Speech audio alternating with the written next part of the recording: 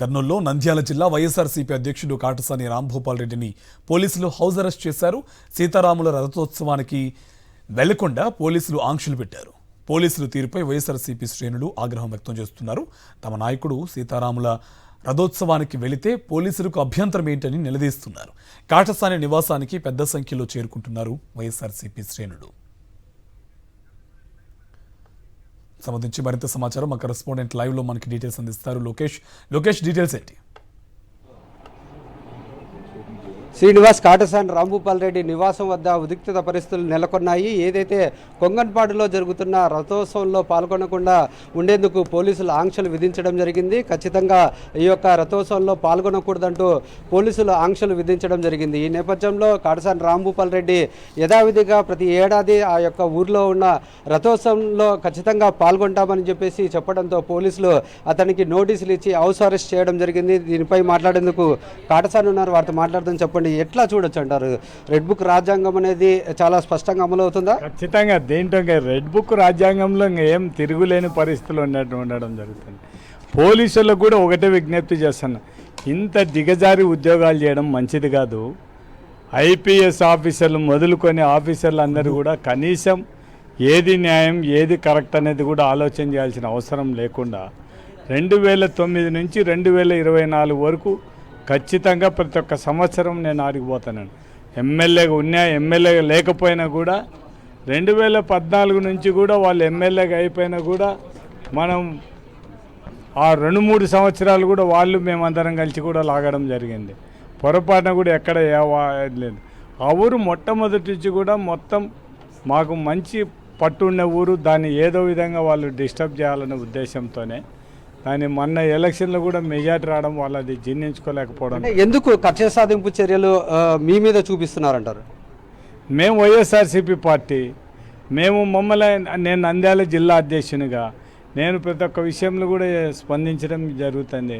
వాళ్ళు చేసే ప్రతి ఒక్కటి కూడా ఎత్తి చూపడం జరుగుతుంది.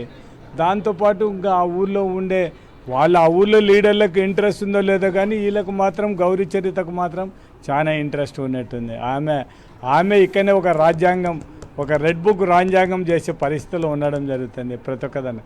ఇప్పుడు ఇది గవర్నమెంట్ టెంపుల్, తెలుగుదేశం నాయకులు పోలీసు వాళ్ళు తెలుసుకోవాల్సింది ఒకటే, ఇది గవర్నమెంట్ టెంపుల్ కూడా కానే కాదు.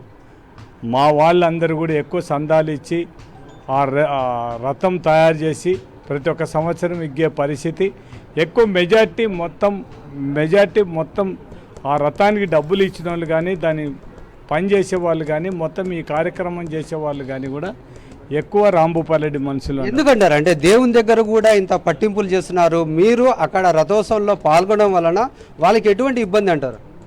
అంటే నేను ఎప్పుడు ఆ ఊరికి పోతున్నాను కాబట్టి, ఇప్పుడు మేము మా తెలుగుదేశం పార్టీ అధికారంలో ఉంది కాబట్టి మేము రాంభూపాల్ రెడ్డిని రథాన్ని ఎగ్గకుండా చేసినామని చెప్పి, అంటే దేవుని దగ్గర ఇట్టోళ్ళు ఏం చేశాను కూడా ఇంతమంది పోలీసులు వచ్చి నన్ను హౌస్ అరెస్ట్ చేసి నువ్వు బయటికి పోవద్దని చెప్పినాను కూడా, దేవుడు అనేవాడు ఖచ్చితంగా దానికోసం ఇట్లా చేసే వాళ్ళని చూసుకునే పరిస్థితి ఉంటుంది.